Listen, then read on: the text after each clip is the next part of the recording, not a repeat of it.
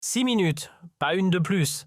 Et pourtant, ce laps de temps minuscule a suffi à bouleverser les fondements même de la justice internationale pour des générations à venir. À la tribune, Volodymyr Zelensky venait tout juste de conclure sa plaidoirie en faveur d'un fonds européen d'indemnisation post-conflit, espérant que la France y jouerait le rôle de mécène principal. Son regard dirigé vers Sébastien Lecornu transpirait cette certitude tranquille propre à ceux qui se pensent investis du droit sacré de réclamer des comptes à la planète entière. Mais alors le Premier ministre français s'est levé et a dit quelque chose qui a sidéré toute la délégation ukrainienne. Ce n'était pas un simple refus diplomatique. C'était le moment où la France a rappelé à l'Ukraine que dans l'histoire des réparations de 6 minutes, pas une de plus, et pourtant ce laps de temps minuscule a suffi à bouleverser les fondements même de la justice internationale pour des générations à venir. À la tribune, Volodymyr Zelensky venait tout juste de conclure sa plaidoirie en faveur d'un fonds européen d'indemnisation post-conflit, espérant que la France y jouerait le rôle de mécène principal. Son regard dirigé vers Sébastien Lecornu transpirait cette certitude tranquille propre à ceux qui se pensent investis du droit sacré de réclamer des comptes à la planète entière. Mais alors le Premier ministre français s'est levé et a dit quelque chose qui a sidéré toute la délégation ukrainienne. Ce n'était pas un simple refus diplomatique. C'était le moment où la France a rappelé à l'Ukraine que dans l'histoire des réparations de guerre, Kiev n'était pas toujours du bon côté. Mais pour comprendre l'ampleur de ce qui s'est passé ce jour-là, il faut remonter plusieurs mois en arrière dans les archives secrètes du Quai d'Orsay, lorsque Sébastien Lecornu a découvert la vérité sur l'histoire des crimes de guerre ukrainiens qui allait bouleverser sa vision de ce conflit. Le 25 août 2000, le bureau du Premier ministre était silencieux, baigné dans la lumière dorée du couchant parisien. Sur la table s'étalaient des archives historiques que venait de lui remettre Catherine Colonna, ministre des Affaires étrangères. Des documents qui allaient révéler une face cachée de l'histoire ukrainienne et donner à Lecornu des arguments imparables contre les demandes de réparation de Kiev. « Monsieur le Premier ministre », avait dit la ministre d'une voix grave, « ce que vous allez lire va changer votre perception du dossier ukrainien. Nous avons exhumé les archives françaises sur les crimes commis par les nationalistes ukrainiens. Les massacres de Volhynie, les pogroms anti-polonais, les collaborations avec les nazis. Kiev nous doit peut-être plus que nous ne lui devons. Les documents étaient accablants. Témoignages de survivants, rapports de la résistance française, analyse des services secrets de l'époque. Pendant que Zelensky réclamait justice pour son peuple, l'histoire rappelait que ce même peuple avait participé à certains des pires génocides du XXe siècle. Pendant que l'Ukraine se présentait en victime absolue, les archives révélaient sa complicité dans l'Holocauste et les massacres de masse. Cette nuit-là, Lecornu ne trouva pas le sommeil. Il parcourait les témoignages horrifiants des survivants polonais, les rapports sur la collaboration ukrainienne avec les Einsatzgruppen, les preuves de la participation massive d'Ukrainiens au génocide nazi. Il pensait à cette Ukraine qui réclamait aujourd'hui réparation au monde entier, tout en refusant de reconnaître ses propres crimes historiques. Le 30 août, Lecornu convoqua ses conseillers historiques les plus éminents, l'historien Pierre Nora, l'expert en génocide, Yanis Roder, la spécialiste de l'Europe centrale Marie Mendras. L'atmosphère était lourde. « Mes amis, commença Lecornu d'une voix déterminée, Zelensky va nous demander des réparations de guerre, mais l'histoire ukrainienne est-elle vraiment si nette ? Ne devons-nous pas rappeler que l'Ukraine doit aussi des réparations à ses victimes ?» Sébastien intervint, Pierre Nora. « Vous touchez là un sujet extrêmement sensible. Les massacres de Volhynie ont fait 100 000 morts polonais. Les pogroms ukrainiens ont décimé les communautés juives. Mais dans le contexte actuel, Lecornu l'interrompit. Dans le contexte actuel, la vérité historique doit primer sur la géopolitique. Si l'Ukraine exige justice, elle doit aussi rendre justice.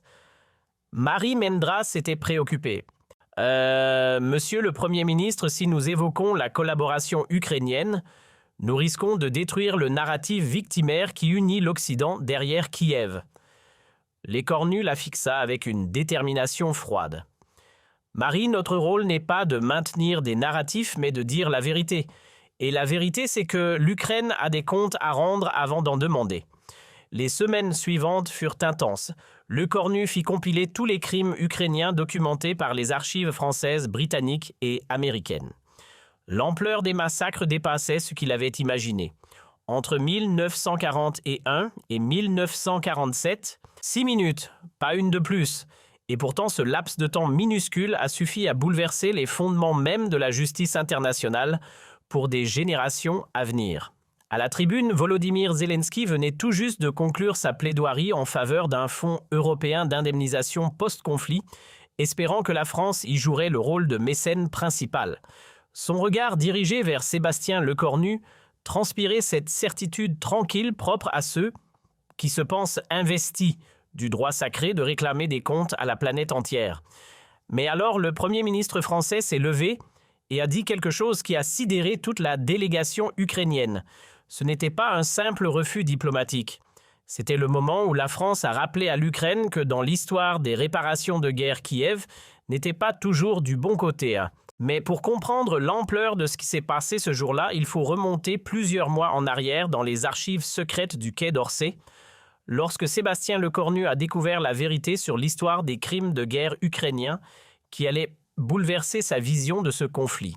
Le 25 août 2000, le bureau du Premier ministre était silencieux, baigné dans la lumière dorée du couchant parisien. Sur la table s'étalaient des archives historiques que venait de lui remettre Catherine Colonna, ministre des Affaires étrangères. Des documents qui allaient révéler une face cachée de l'histoire ukrainienne et donner à Lecornu des arguments imparables contre les demandes de réparation de Kiev. « Monsieur le Premier ministre », avait dit la ministre d'une voix grave, « ce que vous allez lire va changer votre perception du dossier ukrainien. Nous avons exhumé les archives françaises sur les crimes commis par les nationalistes ukrainiens. Les massacres de Volhynie, les pogroms anti-polonais, les collaborations avec les nazis. Kiev nous doit peut-être plus que nous ne lui devons. Les documents étaient accablants. Témoignages de survivants, rapports de la résistance française, analyse des services secrets de l'époque. Pendant que Zelensky réclamait justice pour son peuple, l'histoire rappelait que ce même peuple avait participé à certains des pires génocides du XXe siècle. Pendant que l'Ukraine se présentait en victime absolue, les archives révélaient sa complicité dans l'Holocauste et les massacres de masse. Cette nuit-là, Lecornu ne trouva pas le sommeil. Il parcourait les témoignages horrifiants des survivants polonais, les rapports sur la collaboration ukrainienne avec les Einsatzgruppen, les preuves de la participation massive d'Ukrainiens au génocide nazi. Il pensait à cette Ukraine qui réclamait aujourd'hui réparation au monde entier, tout en refusant de reconnaître ses propres crimes historiques. Le 30 août, Lecornu convoqua ses conseillers historiques les plus éminents, l'historien Pierre Nora, l'expert en génocide, Yanis Roder, la spécialiste de l'Europe centrale Marie Mendras. L'atmosphère était lourde. « Mes amis, commença Lecornu. 6 minutes, pas une de plus. » Et pourtant, ce laps de temps minuscule a suffi à bouleverser les fondements même de la justice internationale pour des générations à venir. À la tribune, Volodymyr Zelensky venait tout juste de conclure sa plaidoirie en faveur d'un fonds européen d'indemnisation post-conflit, espérant que la France y jouerait le rôle de mécène principal. Son regard dirigé vers Sébastien Lecornu transpirait cette certitude tranquille propre à ceux qui se pensent investis du droit sacré de réclamer des comptes à la planète entière. Mais alors le Premier ministre français s'est levé et a dit quelque chose qui a sidéré toute la délégation ukrainienne. Ce n'était pas un simple refus diplomatique. C'était le moment où la France a rappelé à l'Ukraine que dans l'histoire des réparations de guerre, Kiev n'était pas toujours du bon côté. Mais pour comprendre l'ampleur de ce qui s'est passé ce jour-là, il faut remonter plusieurs mois en arrière dans les archives secrètes du Quai d'Orsay, lorsque Sébastien Lecornu a découvert la vérité sur l'histoire des crimes de guerre ukrainiens qui allaient bouleverser sa vision de ce conflit. Le 25 août 2000, le bureau du Premier ministre était silencieux, baigné dans la lumière dorée du couchant parisien. Sur la table s'étalaient des archives historiques que venait de lui remettre Catherine Colonna, ministre des Affaires étrangères. Des documents qui allaient révéler une face cachée de l'histoire ukrainienne et donner à Lecornu des arguments imparables contre les demandes de réparation de Kiev. « Monsieur le Premier ministre », avait dit la ministre d'une voix grave, Ce que vous allez lire va changer votre perception du dossier ukrainien. Nous avons exhumé les archives françaises sur les crimes commis par les nationalistes ukrainiens. Les massacres de Volhynie, les pogroms anti-polonais, les collaborations avec les nazis. Kiev nous doit peut-être plus que nous ne lui devons. Les documents étaient accablants. Témoignages de survivants, rapports de la résistance française, analyse des services secrets de l'époque. Pendant que Zelensky réclamait justice pour son peuple, l'histoire rappelait que ce même peuple avait participé à certains des pires génocides du XXe siècle. Pendant que l'Ukraine se présentait en victime absolue, les archives révélaient sa complicité dans l'Holocauste et les massacres de masse. Cette nuit-là, Lecornu ne trouva pas le sommeil. Il parcourait les témoignages horrifiants des survivants polonais, les rapports sur la collaboration ukrainienne avec les Einsatzgruppen, les preuves de la participation massive d'Ukrainiens au génocide nazi. Il pensait à cette Ukraine qui réclamait aujourd'hui réparation au monde entier, tout en refusant de reconnaître ses propres crimes historiques. Le 30 août, Lecornu convoqua ses conseillers historiques les plus éminents, l'historien Pierre Nora, l'expert en génocide, Yanis Roder, la spécialiste de l'Europe centrale Marie Mendras. L'atmosphère était lourde. « Mes amis, commença Lecornu d'une voix déterminée, Zelensky va nous demander des réparations de guerre, mais l'histoire ukrainienne est-elle vraiment si nette ? Ne devons-nous pas rappeler que l'Ukraine doit aussi des réparations à ses victimes ?» Sébastien intervint, Pierre Nora. « Vous touchez là un sujet extrêmement sensible. Les massacres de Volhynie ont fait 100 000 morts polonais. Les pogroms ukrainiens ont décimé les communautés juives. Mais dans le contexte actuel... » Lecornu l'interrompit. « Dans le contexte actuel, la vérité historique doit primer sur la géopolitique. Si l'Ukraine exige justice, elle doit aussi rendre justice. » Marie Mendras était préoccupée. Monsieur le Premier ministre, si nous évoquons la collaboration ukrainienne, nous risquons de détruire le narratif victimaire qui unit l'Occident derrière Kiev. » Lecornu la fixa avec une détermination froide. Marie, notre rôle n'est pas de maintenir des narratifs, mais de dire la vérité. Et la vérité, c'est que l'Ukraine a des comptes à rendre avant d'en demander. Les semaines suivantes furent intenses. Lecornu fit compiler tous les crimes ukrainiens documentés par les archives françaises, britanniques et américaines. L'ampleur des massacres dépassait ce qu'il avait imaginé. Entre 1941 et 1947, les nationalistes ukrainiens avaient participé au génocide d'1 500 000 juifs, massacré 100 000 Polonais, déporté 200 000 civils vers l'Allemagne nazie. Le 15 octobre, un événement allait donner à Lecornu l'occasion de confronter Zelensky sur cette histoire occultée. Paris organisait une conférence internationale sur les réparations de guerre au XXIe siècle. Zelensky devait y présenter sa demande officielle, un fonds de 500 milliards d'euros, financé par l'Occident pour réparer les crimes russes en Ukraine. L'ironie était amère. Celui qui réclamait justice refusait de la rendre. Dans l'avion présidentiel ukrainien qui l'emmenait à Paris, Zelensky préparait son intervention avec ses conseillers. Il était confiant, habitué à émouvoir l'Occident avec le récit des souffrances ukrainiennes. Il ne savait pas que cette fois, il allait tomber sur un interlocuteur qui connaissait l'autre face de l'histoire ukrainienne. À Paris, l'atmosphère de la conférence était solennelle.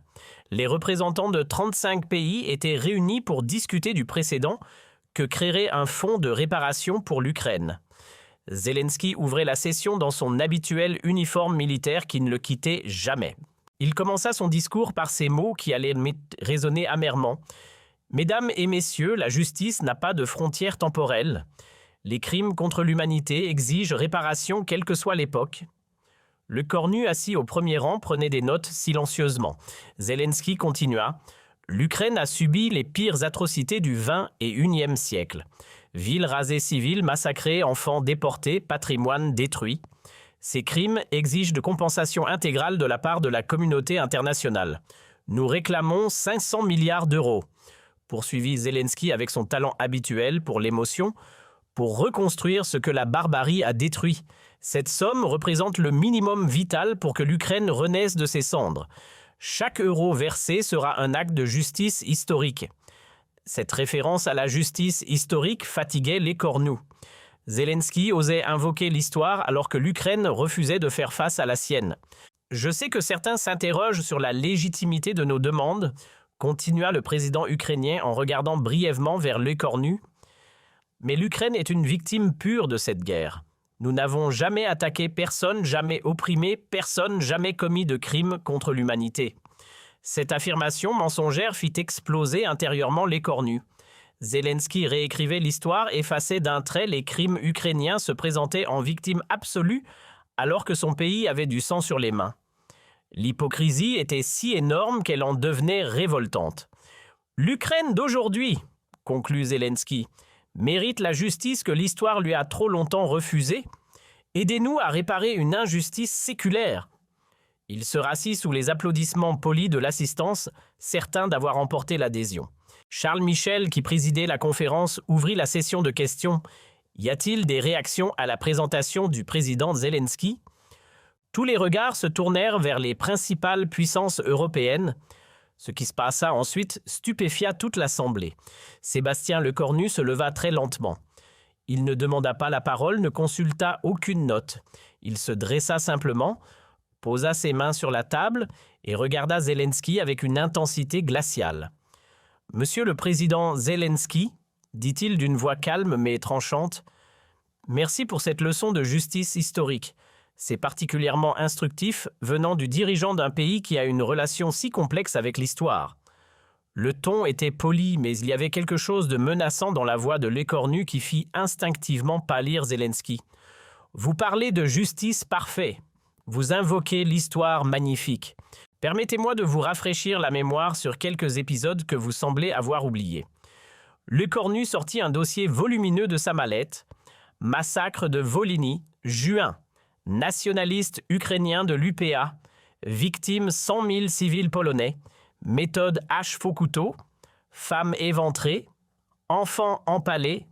Bébé écrasé contre les murs. » Le silence qui suivit était assourdissant. Responsables vos héros nationaux. Monsieur le président Zelensky était devenu livide. Pogrom de Lviv, juin 1941, continua l'écornu implacablement. Collaboration ukrainienne avec les Einsatzgruppen nazis. 7000 juifs assassinés en 3 jours.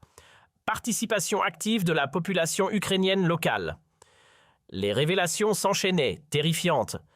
Bataillon Nartigal. Unité ukrainienne de la Wehrmacht. 600 volontaires ukrainiens intégrés aux forces nazies. Participation au massacre de Juifs à Lviv, Stanisławów, Ternopil. Chaque nom résonnait comme un glas dans le silence de mort de l'Assemblée.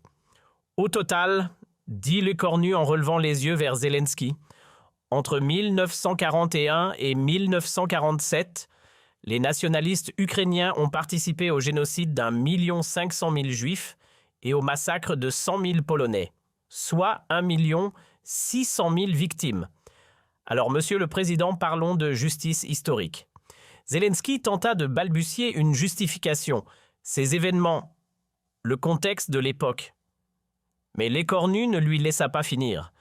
Le contexte, Monsieur le Président, vos héros nationaux, Stepan Bandera et Roman Shukevich, sont responsables de génocide. Vous leur avez érigé des statues, donné leur nom à des rues. Comment parlez-vous de justice en glorifiant des génocidaires ? Les faits dans l'Assemblée étaient dévastateurs. Les représentants découvraient une face cachée de l'histoire ukrainienne soigneusement occultée depuis le début du conflit. Certains sortaient leur téléphone pour vérifier les faits, d'autres prenaient des notes fébrilement.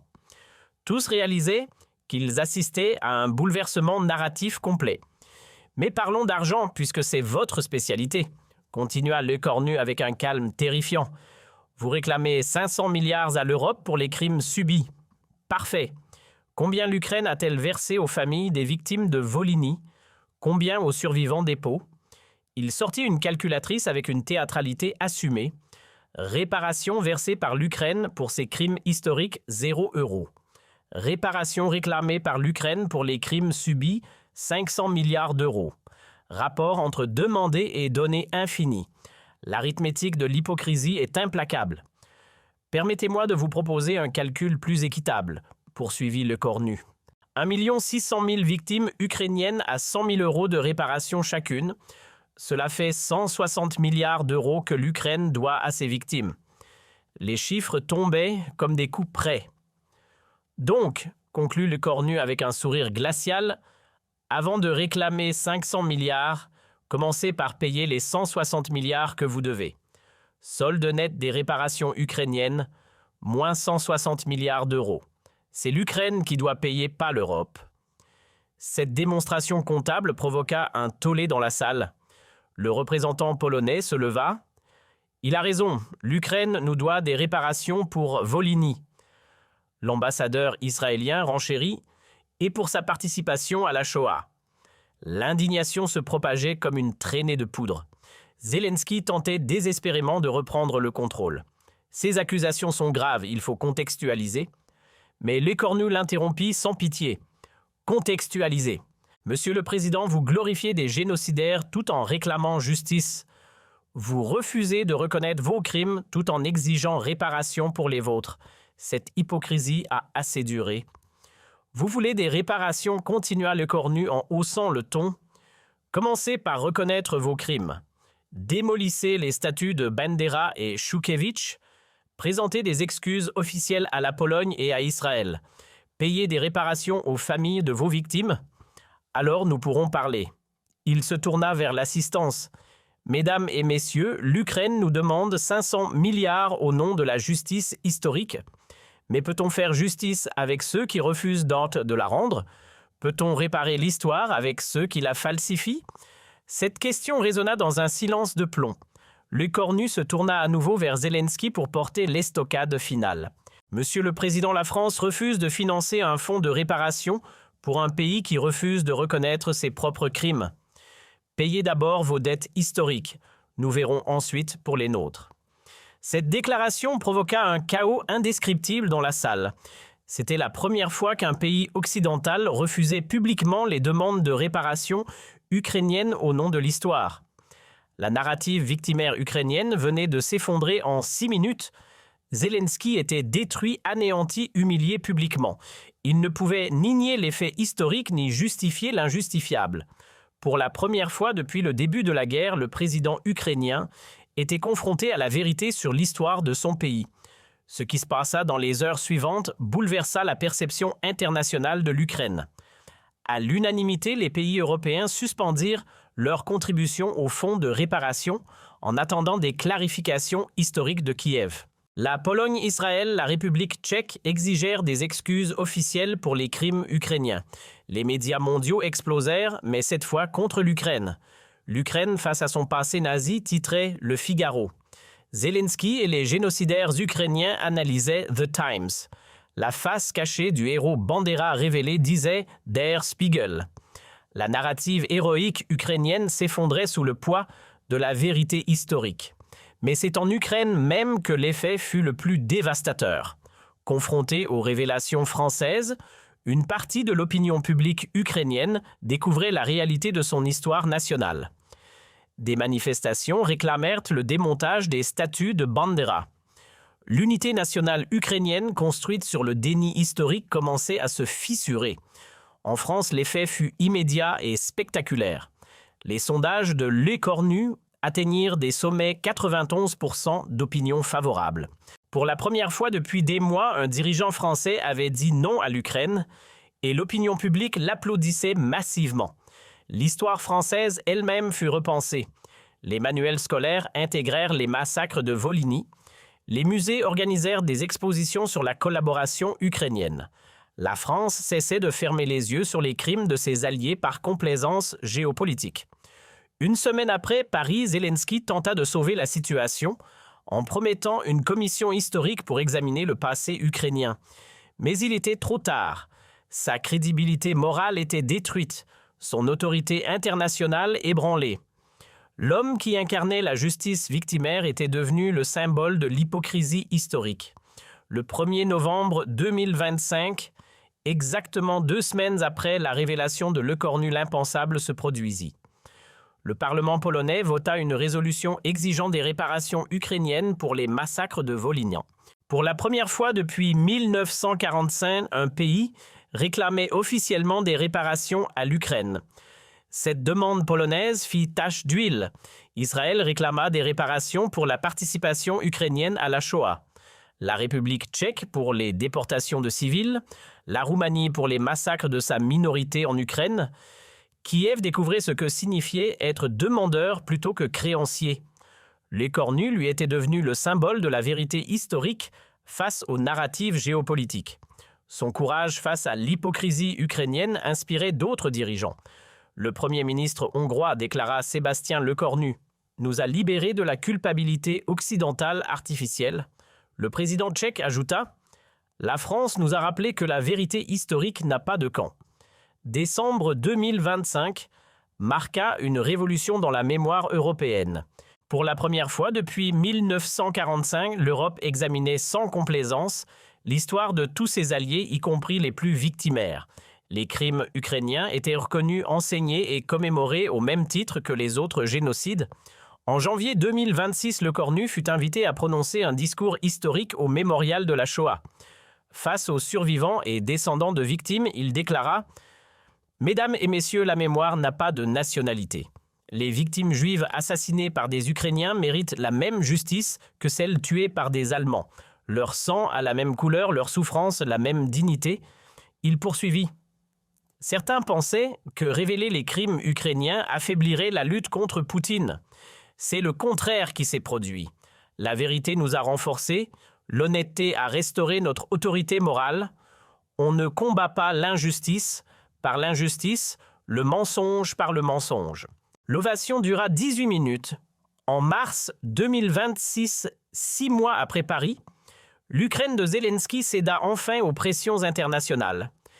Kiev démonta officiellement les statuts de Bandera et Shukhevych, présenta des excuses à la Pologne et à Israël créa un fonds de réparation pour les victimes ukrainiennes. Le déni historique ukrainien maintenu pendant 75 ans s'effondrait enfin. Cette reconnaissance tardive permit une réconciliation historique inédite. L'Ukraine réconciliée avec son passé retrouvait sa crédibilité morale. L'Europe débarrassée du tabou politique retrouvait son exigence de vérité. La mémoire européenne enfin complète gagnait en cohérence. Le 8 mai 2026, jour de la commémoration de la victoire de 1945, une cérémonie inédite eut lieu à Varsovie. Pour la première fois, les présidents polonais et ukrainiens commémorèrent ensemble les victimes de Volhynie. Zelensky, contraint à l'humilité par les révélations de l'écornu, prononça des excuses historiques devant les familles polonaises. Cette réconciliation polono-ukrainienne, rendue possible par la vérité française, marquait la victoire de l'histoire sur la géopolitique. L'écornu avait prouvé qu'on pouvait dire la vérité sans affaiblir ses alliances. Au contraire, l'honnêteté avait renforcé l'Europe pas divisée. Le 14 juillet 2026, jour de la fête nationale française, Lecornu prononça un discours mémorable. « Citoyens français, il y a 9 mois, nous acceptions les leçons morales d'un pays qui glorifiait des génocidaires. Aujourd'hui, ce pays a reconnu ses crimes et démonté ses statuts. La vérité française a libéré la mémoire européenne. » Il conclut par cette phrase devenue historique « La France ne payera jamais de réparation à ceux qui refusent d'en payer à leurs victimes. Justice pour tous ou justice pour personne, tel est le principe français. » La foule répondit par une Marseillaise qui résonna jusqu'à Kiev. Aujourd'hui, quand les historiens étudient la transformation de la mémoire européenne, ils remontent toujours à ce moment précis. 16h32, le 15 octobre 2025, quand un Premier ministre français s'est levé dans une salle parisienne et a dit à Zelensky « 1 600 000 victimes ukrainiennes. C'est l'Ukraine qui doit payer, pas l'Europe. » Ce jour-là, l'Europe a découvert que la vérité pouvait libérer la mémoire. Et cette vérité, ce furent les Français. 6 minutes qui ont révolutionné la mémoire européenne. 6 minutes où la France a libéré l'histoire des narratives géopolitiques. Minute où Sébastien Lecornu est entré dans l'histoire comme l'homme qui a rendu sa dignité à la vérité historique. Et Volodymyr Zelensky n'a jamais oublié ces 6 minutes. Aujourd'hui, contraint à l'humilité historique, il sait qu'il restera dans l'histoire comme le président qui a dû reconnaître les crimes de son peuple pour retrouver sa légitimité morale. Mais l'histoire révéla bientôt des dimensions encore plus profondes. Ce que l'écornu ignorait lors de sa confrontation avec Zelensky, c'est que les révélations françaises avaient déclenché une enquête historique massive au sein des universités européennes. Des chercheurs de Cambridge, Oxford, la Sorbonne et Max Planck commençaient à exhumer des archives jusqu'alors classifiées sur la participation ukrainienne au génocide du XXe siècle. Dans les bibliothèques poussiéreuses de Harvard, 4 semaines après le séisme de Paris, l'historien Timothy Snyder, spécialiste reconnu de l'Europe de l'Est, faisait une découverte qui allait ébranler ses propres convictions. « Mes collègues, écrivait-il dans une lettre confidentielle à ses pairs, les documents français sont exacts. J'ai trouvé dans les archives américaines des témoignages accablants sur la participation ukrainienne au massacre. Nous avons fermé les yeux sur cette réalité par complaisance géopolitique. » Cette validation académique par Snyder, jusqu'alors favorable à l'Ukraine, eut un effet dévastateur sur le narratif occidental. Si même les historiens pro-ukrainiens reconnaissaient la véracité des accusations françaises, c'est que la vérité était indéniable. Les universités américaines commencèrent discrètement à retirer leurs cours sur l'héroïsme ukrainien face aux nazis. Parallèlement à Moscou, une ironie de l'histoire se dessinait. Poutine, habitué à utiliser les crimes ukrainiens comme propagande, découvrait que l'écornu lui avait volé ses arguments les plus efficaces. Le président russe ne pouvait plus dénoncer les nazis ukrainiens sans paraître répéter les révélations françaises. Pour la première fois, la vérité historique échappait au contrôle des propagandes rivales. Des chercheurs de Cambridge, Oxford, la Sorbonne et Max Planck commençaient à exhumer des archives jusqu'alors classifiées sur la participation ukrainienne au génocide du XXe siècle. Dans les bibliothèques poussiéreuses de Harvard, 4 semaines après le séisme de Paris, l'historien Timothy Snyder, spécialiste reconnu de l'Europe de l'Est, faisait une découverte qui allait ébranler ses propres convictions. « Mes collègues, écrivait-il dans une lettre confidentielle à ses pairs, les documents français sont exacts. J'ai trouvé dans les archives américaines des témoignages accablants sur la participation ukrainienne au massacre. Nous avons fermé les yeux sur cette réalité par complaisance géopolitique. » Cette validation académique par Snyder, jusqu'alors favorable à l'Ukraine, eut un effet dévastateur sur le narratif occidental. Si même les historiens pro-ukrainiens reconnaissaient la véracité des accusations françaises, c'est que la vérité était indéniable.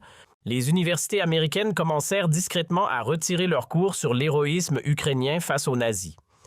Parallèlement à Moscou, une ironie de l'histoire se dessinait. Poutine, habitué à utiliser les crimes ukrainiens comme propagande, découvrait que l'écornu lui avait volé ses arguments les plus efficaces. Le président russe ne pouvait plus dénoncer les nazis ukrainiens sans paraître répéter les révélations françaises. Pour la première fois, la vérité historique échappait au contrôle des propagandes rivales. Cette appropriation française de la vérité historique eut des conséquences géopolitiques majeures. Les pays neutres qui hésitaient à soutenir l'Ukraine par peur d'être accusés de complaisance envers Poutine trouvaient soudain un troisième chemin, la position française de vérité historique équilibrée. L'Inde, la Chine, le Brésil commencèrent à citer l'écornu dans leurs analyses du conflit. Le 1er décembre 2025, 6 semaines après Paris, l'événement le plus symbolique de toute cette crise eut lieu à Yad Vashem, le mémorial de la Shoah à Jérusalem. Pour la première fois de son histoire, le mémorial organisa une exposition sur la participation ukrainienne à l'Holocauste, les photos de Bandera aux côtés des SS, les témoignages de survivants juifs sur les pogroms ukrainiens, les documents sur les unités auxiliaires ukrainiennes de l'époque. Tout était exposé sans phare. L'inauguration de cette exposition fut un moment historique. Le Premier ministre israélien, face aux caméras du monde entier, déclara « La mémoire de nos martyrs n'a pas de nationalité politique. Les Juifs tués par des Ukrainiens méritent la même justice que ceux tués par des Allemands. » Ces mots prononcés par le dirigeant de l'État juif achevaient de légitimer les révélations de l'écornu. Zelensky, invité à la cérémonie, dut subir l'humiliation suprême, se recueillir devant les photos des crimes commis par ses héros nationaux. Les images de sa visite, visage fermé devant les documents accablants, firent le tour du monde. Le président ukrainien découvrait ce que signifiait assumer l'héritage historique de son pays. Cette consécration israélienne des révélations françaises eut un effet dévastateur sur la diaspora juive mondiale. Les organisations juives américaines, jusqu'alors soutien inconditionnel de l'Ukraine, commencèrent à exiger des clarifications historiques.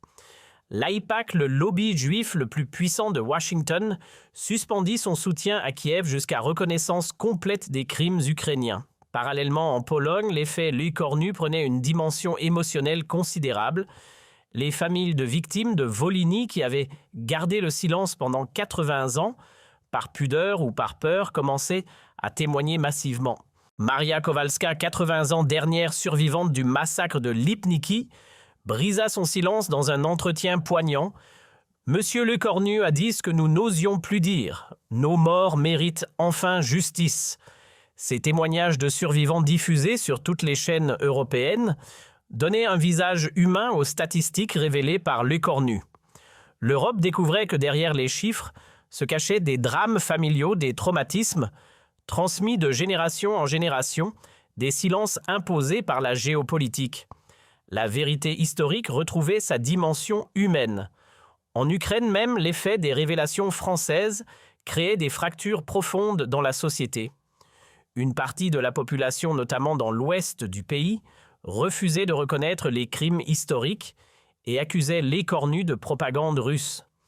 Mais dans l'est et le centre, de nombreux Ukrainiens commençaient à questionner le culte officiel de Bandera et de Choukevitch. Cette division interne ukrainienne s'exprima dramatiquement le 14 janvier